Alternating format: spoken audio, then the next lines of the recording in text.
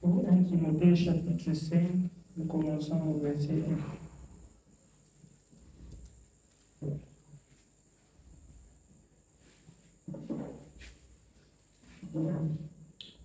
1 Timothée chapitre 5, nous commençons au verset 1. Ne réprimande pas le demande le vieillard, mais exhorte-le comme un père. Exhorte les jeunes gens comme des frères, les femmes âgées comme des mères, celles qui sont jeunes comme des sœurs en toute pureté. Le Seigneur nous exhorte en fait pour que nous puissions comprendre que il nous a donné la capacité de pouvoir réprimander, mais avec la douceur. Il nous a donné cette capacité-là. Il nous rappelle ça. Il nous a déjà donné. Nous pouvons être capables de réprimander sévèrement, mais dans la douceur et dans la fermeté. C'est pour cela qu'il nous dit ici de ne pas réprimander rudement le vieillard. Non. D'exhorter les femmes âgées comme des mères. Toutefois, sans négliger d'appliquer la parole de Dieu comme il se doit. Mais avec le Seigneur nous fait comprendre que nous ne pouvons pas parler à une femme âgée comme à un enfant de 5 ans. Amen? Non. Nous ne pouvons pas. À chaque étape, chaque personne a la façon dont on doit le traiter. C'est ce que le Seigneur veut nous faire comprendre là. C'est pour cela qu'il nous fait comprendre dans, je crois que c'est Proverbe 27, que prenez bien chacune de tes brebis. Chacune. Pas les connaître en gros. Non. Mais brebis par brebis. Afin de savoir comment traiter celle-ci, de savoir comment soigner celle-ci, de savoir comment soigner celle-là. Pour ne pas les tailler toutes à la même mesure. Le Seigneur nous exhorte de ne pas réprimander rudement le vieillard. Il dit, mais exhorte-le comme un père. Sachant que nous pouvons résister à un vieillard, tellement qu'il pense que non, d'un moment à l'autre, on peut lâcher. Mais après, il se rend compte que ce n'est pas la blague. Mais toutefois, sans être désagréable avec lui. Amen. Sans être désagréable avec lui. C'est ce à quoi le Seigneur nous appelle. On doit exhorter les femmes âgées comme des mères. Exhorter celles qui sont jeunes comme des sœurs. C'est comme ça. On ne peut pas exhorter une sœur comme si on exhortait une mère. On ne peut pas exhorter une sœur, celle qui est moins âgée, comme si on exhortait celle qui est plus âgée. Il y a des moments où il va falloir peut-être qu'on utilise la chicotte. C'est important aussi. Amen. C'est important, c'est un exemple que je prends. Il va falloir qu'à un moment, on utilise de la chicotte. Pourtant, à un vieillard, nous ne pouvons pas utiliser la chicotte. Nous ne pouvons pas. Donc, apprenons en fait à faire chaque chose selon l'analogie de la foi, selon ce que le Seigneur a tracé pour que nous puissions y marcher comme il se doit. Sinon, nous allons nous retrouver le plus souvent à être en train de traiter tout le monde de la même façon, exhorter tout le monde de la même façon. Est-ce que nous savons qu'il y a des témoignages? Il y a des témoignages qu'à certaines personnes, nous ne devons pas rendre. C'est pour cela que le Seigneur dit marcher par l'esprit. Ce n'est pas parce que c'est un témoignage qu'on va le rendre à tout le monde. Il y a des personnes à qui, si on rend un certain témoignage, ça le scandalise, ça l'éloigne, même si vraiment l'autre là. C'est un témoignage. C'est un miracle. C'est quelque chose que Dieu a fait de bien. Mais il y a des personnes à qui, si on rend ce témoignage, à l'instant où il est, ce n'est pas bon. Il faut qu'il soit enseigné sur d'autres choses jusqu'à ce qu'il arrive là où il peut supporter ces témoignages-là, que ça ne le scandalise pas. Là, on pourra le rendre ces témoignages. Amen. Donc, nous devons en fait apprendre à connaître chacun. Nous continuons. Nous continuons au verset 3. Honore les veuves qui sont véritablement veuves. Si une veuve a des enfants, des petits-enfants, qu'ils apprennent avant tout à exercer la piété envers leur propre famille et à rendre à leurs parents ce qu'ils ont reçu d'eux, car cela est agréable à Dieu. Oui, là, le Seigneur nous fait comprendre une fois de plus qu'il y a des veuves qui ne sont pas véritablement veuves. Amen. Il y a des veuves qui ne sont pas véritablement veuves. Oui. Si nous lisons plus bas, nous allons comprendre comment, pour être véritablement veuve, il faut être. Quand nous allons lire plus loin. Sinon, le Seigneur dit ici, si une veuve a des enfants ou des petits-enfants, qu'ils apprennent à rendre à leurs parents ce qu'ils ont reçu d'eux, car cela est agréable à Dieu. Ça nous pousse une fois de plus à comprendre que le Seigneur ne parle pas seulement des veuves. Et le Seigneur parle en fait de nous aussi vis-à-vis de nos parents. Bien qu'ils n'aient pas cru, nous ne devons pas les négliger. Amen. Amen. Nous devons les rendre à nos parents ce que nous avons reçu d'eux. Parce que nous avons beaucoup reçu de nos parents. Beaucoup. On doit rendre ce qu'on a reçu d'eux. Qu'ils aient cru ou non. Même s'il n'a jamais accepté, même s'il sait ses idoles, nous devons les aimer et leur donner ce qu'on leur doit. Amen. On doit les remettre sa fidèlement. C'est pour cela, quand nous allons souvent comprendre, le Seigneur dit, si quelqu'un veut venir après moi, s'il ne fait pas son père. Oui, comme nous lisons des fois, c'est dans Luc 14 ou encore Matthieu. Mais lisons Luc 14 ou lisons même le verset 26 et 27.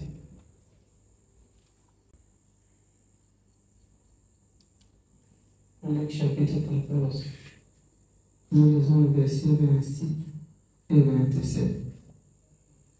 Si quelqu'un vient à moi, et s'il n'aimait pas son frère, sa mère, sa femme, ses enfants, ses frères et ses sœurs, et même sa propre vie, il ne peut être mon disciple.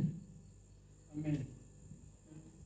Quand le Seigneur dit ici que si quelqu'un vient à moi et s'il ne fait pas son père, sa mère, ses sœurs, ses frères, le Seigneur ne parle pas en fait de la haine dans le cœur.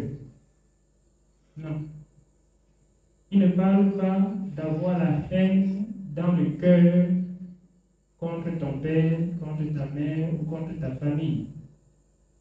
Autrement dit, il a dit plus bas, et s'il ne fait sa propre vie, c'est-à-dire toi-même, il faut te haïr toi-même. Ça veut dire s'il fallait dire avoir la haine dans le cœur, si quelqu'un peut avoir la haine dans le cœur pour lui-même, pour sa personne même, c'est impossible. Non, c'est impossible. Le Seigneur parle en fait d'avoir la haine du mal. Il faut avoir la haine du mal qui s'attache à ton père, qui s'attache encore à ton père. Pas avoir la haine directement contre ton père. Il faut l'aimer et prendre soin de lui. Il faut aimer ta mère, prendre soin de lui. Mais le mal qui s'attache encore à elle là, il faut beaucoup haïr ça. Il faut haïr ça. Et de même quand il dit, et même ta propre vie, c'est-à-dire le mal qui s'attache à toi, il faut haïr ce mal-là, afin que ce mal-là puisse quitter. Il faut haïr ce mal-là de toutes tes forces, afin que ce mal-là puisse se séparer de toi et que tu sois sain, que tu sois saint, que tu sois pur. En fait, quand le Seigneur parle de si il veut à des enfants ou des petits-enfants qu'ils apprennent à donner, à remettre à leurs parents ce qu'ils ont reçu d'eux, voyons ce que le Seigneur disait dans Marc. Allons voir dans Marc, chapitre 7.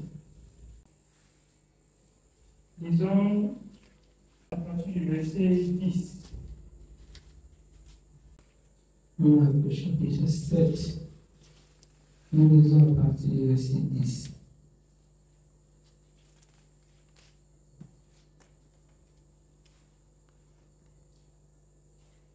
Car Moïse a dit, honore ton père et ta mère, et celui qui maudit son père ou sa mère sera puni de mort. Mais vous vous dites, si un homme dit à son père ou à sa mère, ce dont j'aurais pu t'assister est corban, c'est-à-dire une offrande à Dieu. Vous ne le laissez plus rien faire pour son père ou pour sa mère, annulant ainsi la parole de Dieu par votre tradition que vous avez établie. Amen. Donc, voyons ce que les pharisiens faisaient avant. Le Seigneur donnait un commandement en disant, l'homme doit honorer son père et sa mère. C'était le commandement de Dieu.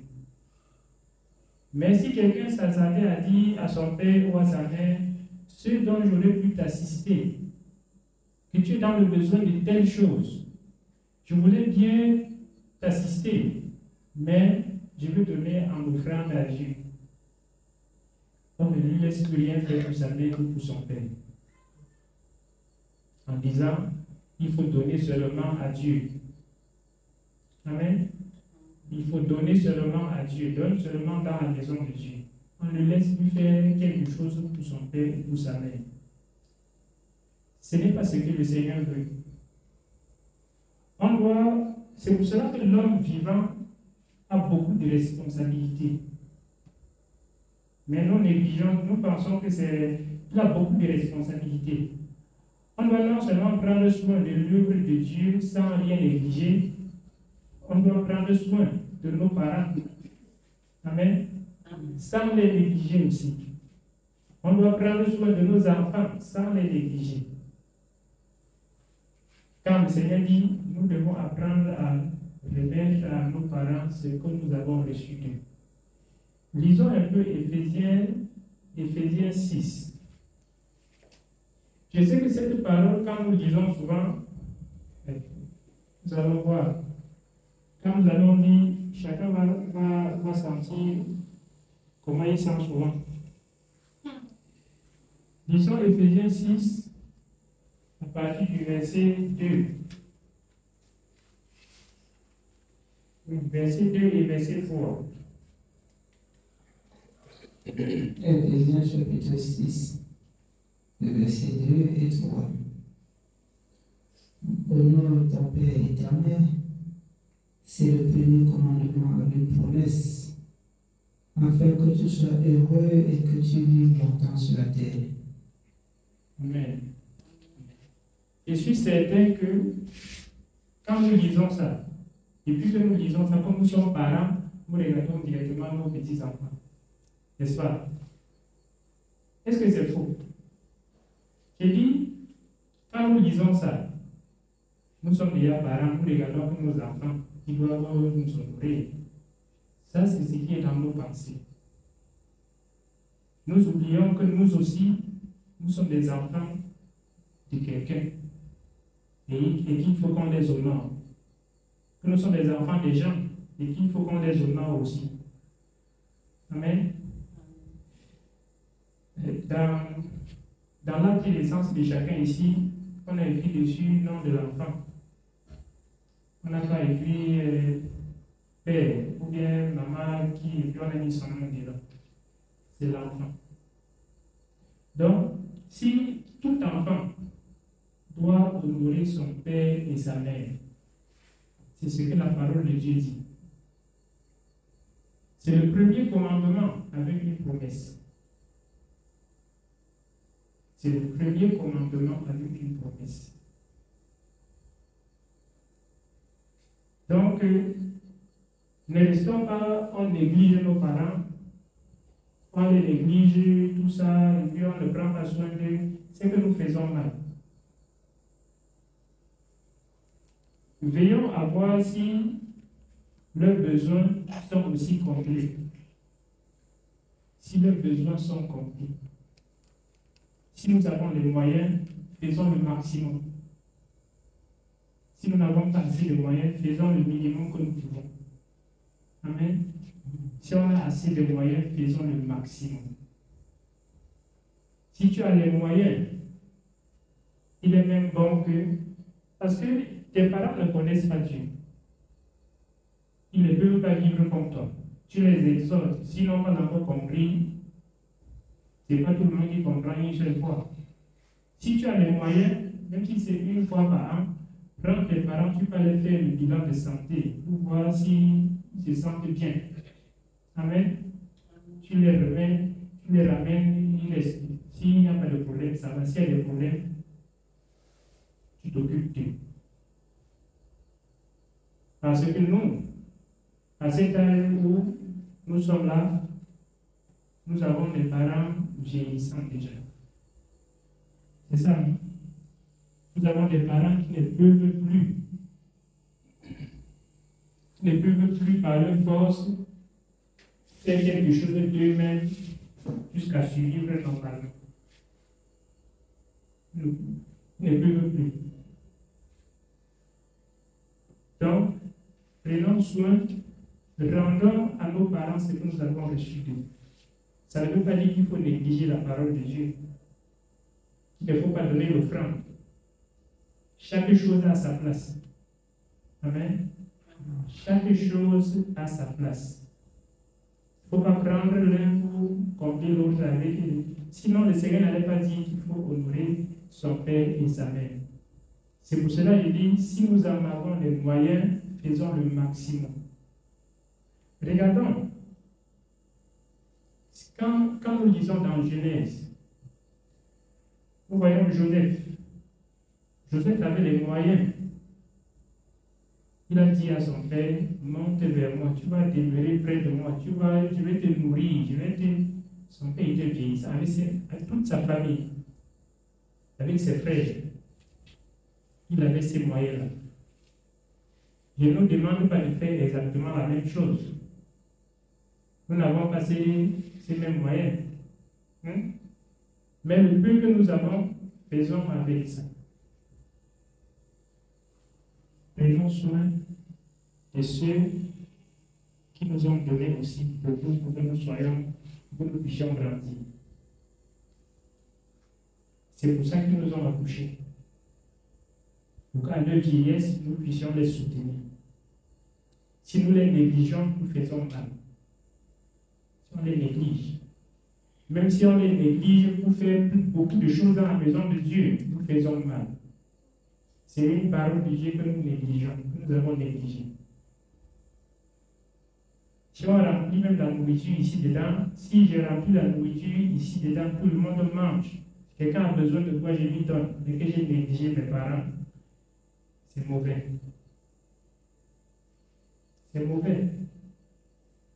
C'est ce que le Seigneur nous fait comprendre ce soir. Le plus souvent, quand c'est comme ça, c'est que les enfants aiment beaucoup prendre soin seulement de la mère. Le père ne les gère pas trop. Non, mais il s'agit des deux parents. Les deux n'ont plus assez de force. Les enfants qui sont encore petits comme ça, l'honneur qu'ils peuvent donner à leurs parents, c'est l'obéissance. Amen. Encore petit là, ça veut dire tout enfant, quel que soit l'âge, il n'y a pas d'âge, doit honorer son père et sa mère. Chaque enfant à son niveau. À son niveau. À notre niveau, nous n'avons plus besoin des ordres de nos parents pour marcher. Amen. Nous n'avons plus besoin d'attendre l'ordre de nos parents pour nous conduire. Le parent que nous écoutons maintenant, c'est le Seigneur. Mais les petits là, ne sont pas majeurs. Ils ont besoin d'écouter les directives que donnent leurs parents pour se conduire. Ça, c'est l'honneur qu'ils peuvent donner à leurs parents. C'est l'obéissance, c'est l'écoute. C'est de ne pas être têtu. Là, tu as honoré ton père. Mais pour nous, c'est à un autre niveau. C'est à un autre niveau. Quand je regarde souvent, je me dis parfois, il paraît que je n'ai pas. Parce que quand il paraît que je n'ai pas pris soin de ma mère comme il se devait. Ça, c'est ce que je ressens parfois. Amen. Oui, c'est ce que je ressens parfois. Je n'ai pas fait ce qu'il fallait. Je n'ai pas pris soin d'elle comme il se devait. Bien que je suis allé, on est resté à l'hôpital, fait ceci, fait cela. Mais... Parce que quand je restais, pour moi, il n'y avait pas une alternative de mort. Non, vous savez que non, nous sommes là. Amen. Oui. Même quand il me disait que non, elle ne se sent pas bien, bon, moi, il savait seulement que c'est comme elle fait souvent. Elle ne se sent pas souvent bien. Après, quand elle voit ses médicaments, ça va. Elle va à l'hôpital, ça va. Et c'est quand on m'a dit à l'hôpital qu'elle a une infection pulmonaire que j'ai dit, si je l'avais pris un jour pour aller lui faire un bilan de santé, on aurait peut-être découvert ça plus tôt. Et peut-être on aurait traité. Et elle aurait vécu peut-être 2 ans ou 3 ans de plus. Et pendant ces 2 ans ou 3 ans de plus, elle pouvait accepter la parole. Voilà. Elle pouvait accepter la parole de Dieu. Mais je n'avais jamais songé à ça. C'est comme ça. Mais pour nous, comprenons aujourd'hui que non, ne négligeons pas un seul point, ce qui concerne nos parents. Je le dis parce que moi, j'ai bien compris ça. Quand nos parents sont encore là, ils sont encore là, pour nous, c'est rien, il n'y a pas de souci, il n'y a pas de problème. Ils veulent faire une virage. Et je me dis que peut-être c'est parce qu'il y a un truc que je comprends même un peu. Parce que même quand ma mère était malade, souffrante jusqu'à ce que je ne sais même pas. Mais si elle a grondé seulement, tu diras, tu fais quoi comme ça? Tu diras, je dis attention. Vous êtes comme ça devant quelqu'un qui est malade. Vous voyez son état de santé, vous n'êtes pas ce point. Mais elle ne comprenait pas. Quand elle fait quelque chose, tu t'es là, comment tu veux? C'est pour ça que le jour où on devait l'amener à l'hôpital, j'étais allé loin, dans un autre quartier, pour chercher le miel. Elle a dit que si je ne suis pas allé, je parle. On a sorti jusqu'à la mettre à 6 km. Si il ne vient pas, il ne peut pas partir. Quand les parents sont encore vivants, pour nous, il n'y a pas de temps, il y a rien qu'il faut. C'est quand ça passe que nous commençons à comprendre Ce n'est pas vivre, en fait, pour moi, ce n'est pas vivre longtemps qu'il y ait quelque chose.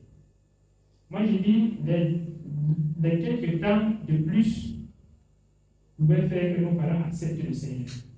Et puis, mourir avec le Seigneur. Et elles sont heureuses. Oui, ils sont heureux. Amen. Ça, c'est ce que le Seigneur nous demande. Et il ne faudrait pas qu'on prenne ça à la légère. Sinon, nous serons en train de faire comme les pharisiens faisaient autrefois. Quand il a dit ceci est corban, c'est-à-dire une offrande à Dieu, vraiment, il faut s'occuper seulement. Voyons, ça ne veut pas dire qu'il ne faut pas s'occuper du service de Dieu. Hein? Non. Continuons à lire. Nous continuons à 1 Timothée chapitre 5. Nous sommes au verset 5. Celle qui est véritablement veuve et qui est demeurée dans l'isolement, met son espérance en Dieu et persévère nuit et jour dans les supplications et les prières. Mais celle qui vit dans les plaisirs est morte, quoique vivante. Okay. Donc, nous voyons, la parole nous explique, il n'est pas besoin d'expliquer comment est-ce qu'on reconnaît celle qui est véritablement veuve et celle qui est veuve mais qui n'est pas véritablement veuve. Nous n'avons pas besoin de parler là-dessus. Amen. La parole nous explique. Oui, nous continuons. Déclare ces choses afin qu'elles soient irréprochables. Si quelqu'un n'a pas soin des siens et principalement de ceux de sa famille, il a renié la foi et il est pire qu'un infidèle. Amen.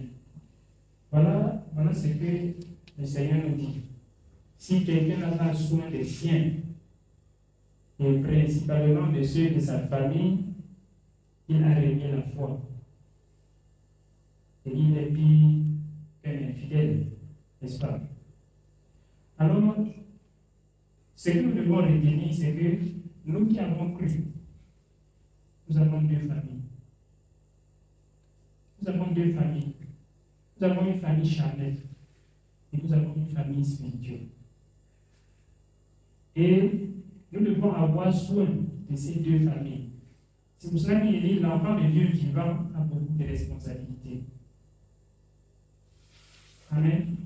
L'enfant de Dieu vivant a beaucoup de responsabilités. Nous devons avoir soin de ces deux familles. Sinon, ce n'est pas la volonté de Dieu. Parce que le Seigneur dit dans Éphésiens, il faut honorer ton père et ta mère. C'est le premier commandement, avec une promesse, afin que tu vives longtemps sur la terre.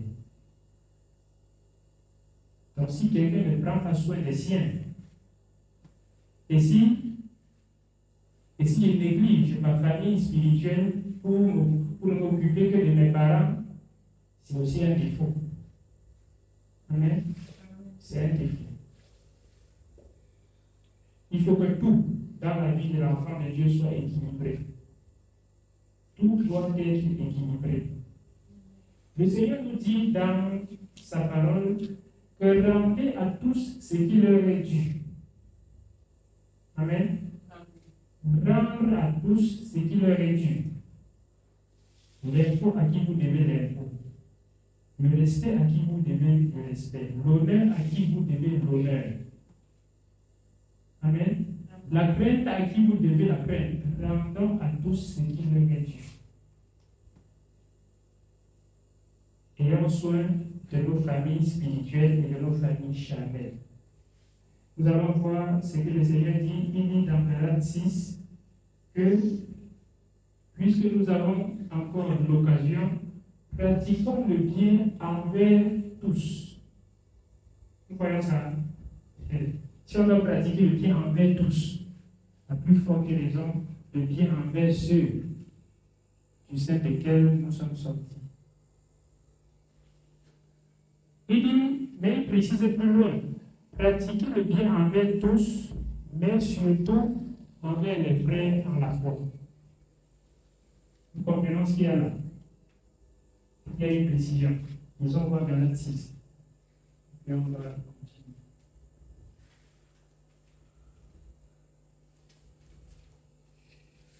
Nous lisons même le verset 9 et 10.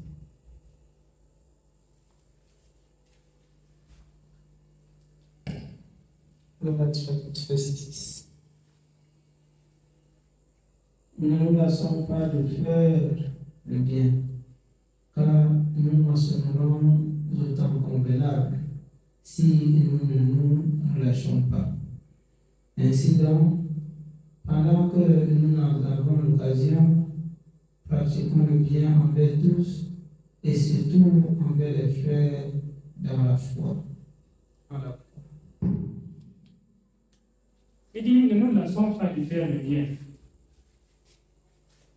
Il dit, ne nous lassons pas de faire le bien, car nous moissonnerons au temps convenable. Ainsi donc, pendant que nous avons l'occasion, pratiquons le bien envers tous.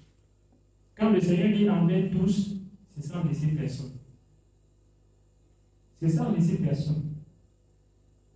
Même à un inconnu, on doit pratiquer le bien. Et si on doit pratiquer le bien à un inconnu, à plus forte raison à nos parents. Donc, pratiquons le bien envers tous, mais surtout envers les frères en la foi. Surtout envers les frères en la foi. Nous voyons, il y a une différence. Il y a une différence entre mon enfant ou ma mère ou mon frère qui a accepté le Seigneur, je dis mon frère Charles, qui a accepté le Seigneur et après abandonné, et après renié le Seigneur. Le traitement ne sera pas le même. Voyons ça. C'est différent, ça change. Il y a une différence entre ma mère. Si ma mère croit, après elle renie le Seigneur, elle abandonne, le traitement devient différent. Le traitement devient différent. La liste des choses que je ne peux pas faire avec elle devient longue, devient plus longue. La liste de ce que je ne peux pas faire avec elle, avec ma mère, devient plus longue. Si ma mère n'a pas cru, non, je peux même dormir avec elle, je peux manger avec elle, je peux aller, on va dormir ensemble, on va faire tellement de choses ensemble. Mais pas tout. Il y a des limites. Si elle veut faire ses traditions, elle saura qu'elle ne peut pas m'appeler. Amen. Mais si elle a cru, elle a accepté le Seigneur, elle est baptisée, elle a reçu le Saint-Esprit et elle a abandonné. Ça devient différent. Je peux lui donner à manger si elle en a besoin, mais donner comme à un inconnu. Hein. Donner comme ça seulement. Amen. Lui donner à manger pour ne pas voir quelqu'un qui a faim, nourri de famille. Mais la fraternité est finie. La fraternité est finie. Parce que quand elle était ma mère et qu'elle n'avait pas cru, il y avait une fraternité charnelle. Il y avait un amour charnel. Maintenant, comme elle a cru, elle devient plus ma mère, elle devient ma soeur. Et la fraternité charnelle a disparu. Ça a disparu. Et ça ne peut plus revenir. C'est pour cela qu'il dit, la liste de ce que je ne peux plus faire avec elle devient plus longue. La liste devient plus longue. Je ne peux pas l'appeler, lui dire que viens, on va lui faire un bilan de santé. Par exemple, Si elle a accepté le Seigneur, elle a marché avec le Seigneur après abandonner. Je ne peux pas la bénir, dire que viens pas à l'hôpital, on voit si tu n'as pas un souci. Amen. Non, je peux tout simplement lui dire que retourne là où tu étais. On était ensemble. Reprends-toi seulement. Même si elle souffre, je vais lui dire, reprends-toi seulement. Tu connais la vérité. Tu connais là où quand on souffre, on demande du secours. Nos autres parents ne connaissent pas. Ils sont au courant de ça. Oui, c'est comme la magie. C'est comme si on était un fou. Mais pour l'autre, il connaît très bien. Donc, il y a une différence. Il y a une différence. Je ne pense pas que si la seule fille abandonne le Seigneur et que l'entrée est ferme, beaucoup de choses vont changer. Oui. Si l'entrée est ferme dans la parole de Dieu et que la seule fille abandonne le Seigneur, beaucoup de choses vont changer. Beaucoup. Mais si elle n'avait pas connu le Seigneur, ça devait être différent. Ça devait être différent. Donc, nos parents ne connaissent pas le Seigneur. Prenons soin d'eux tout en les martelant chaque jour. Que, comme vous voyez là, voilà la source, voilà là où le bonheur se trouve. N'oublions pas ceci. Ne prenons pas seulement soin. Mais il n'y a pas d'âge pour croire. Hein. Même si ton père a 90 ans. Ma mère avait quel âge? Je ne me rappelle même pas. Mais je pense qu'elle dépassait 90 ans. Mais je lui parlais, quand elle m'appelle, dit que le Seigneur dit que. Je lui dis ça en toi. Et elle avait raison. Moi, je dis, j'avais fait du mal à quelqu'un. C'est comme ça. Oui. Il n'y a personne sur la terre qui n'a jamais rien fait de mal. La personne n'existe pas. Oui. La seule personne qui n'a jamais fait le mal en restant ici sur la terre, qui n'est plus sur la terre, c'est le Seigneur Jésus seul. Il n'y a que lui seul. Donc je disais, il n'y a pas d'âge pour croire. Même si nos parents sont âgés n'importe comment. Faisons notre devoir. Ne les laissons pas tranquilles, posés, et puis on prend soin d'eux. Non. Prenons soin d'eux, mais tout en les mettant dans l'esprit qui est le Seigneur, qui est Dieu. Dieu existe. Le Seigneur Jésus-Christ, c'est lui seul qui sauve. Même l'hôpital dont je t'amène là, si tu connaissais ce qui je sais, il devait prendre soin de toi mieux que ça. Il faut qu'on les fasse comprendre ça. Sinon, si nous nous mettons aussi à prendre seulement soin d'eux, les cajoler, les mettre, faire qu'ils soient charriés dans bon point, et puis on reste tranquille. C'est toujours une chose mauvaise. Oui. Nous les enterrons seulement comme ça. Doucement, dans la douceur. On les enterre comme ça dans la douceur. Mais si à chaque fois on les martèle, voilà ce qui se passe. Amen. Le Seigneur nous bénisse. Donc, c'est ça. Si nous lisons Genèse 45, par exemple, nous allons voir comment Joseph, ayant les moyens, s'est occupé de sa famille. Et heureusement pour lui, sa famille était de Dieu. Amen. Sa famille n'était pas charnelle, ce n'était pas des incirconcis. Sa famille était de Dieu, donc c'était des enfants de Dieu. C'était une famille en même temps charnelle et spirituelle. Pour nous autres qui avons encore des parents en vie, ne les négligeons pas. Mais ne pas les laisser aussi tranquilles sans leur faire écouter la parole. Parce que moi, mon souci, c'est que, bon, qu'ils vivent même encore 2 jours de plus. Les 2 jours de plus, là, peuvent accepter la parole. C'est ça. Ils peuvent accepter la parole et soient sauvés. Nous prenons aussi soin d'eux pour accomplir ce que le Seigneur a recommandé. Pour ne pas laisser une parole de Dieu tomber. Que le Seigneur nous bénisse. Amen.